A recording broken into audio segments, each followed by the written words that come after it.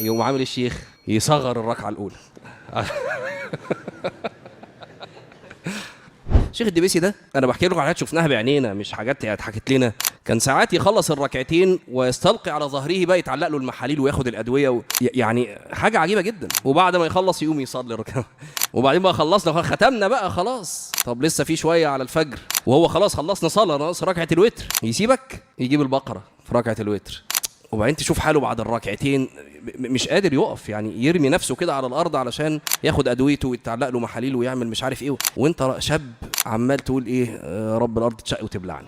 او الحركات بقى بتاعت الايه الشباب يروحوا ايه داخل الحمام ويغيب لغايه ما الشيخ يركع اول ركعه، يقوم عامل الشيخ يصغر الركعه الاولى.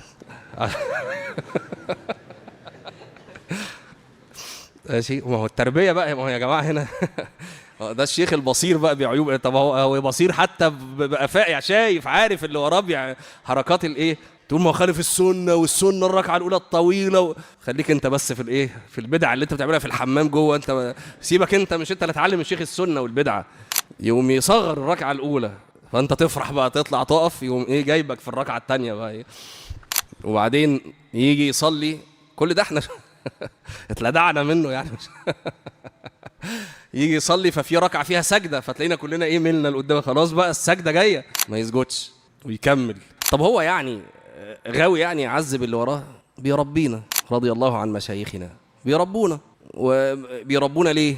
بيحبونا ولا بيكرهونا فجايبنا يعذبنا؟ لا، بيحبونا ومشفقون علينا وخايفين علينا من النار فبيربونا. فنزعل منهم ولا نحبهم؟ نحبهم ونشيلهم فوق دماغنا، مش كده؟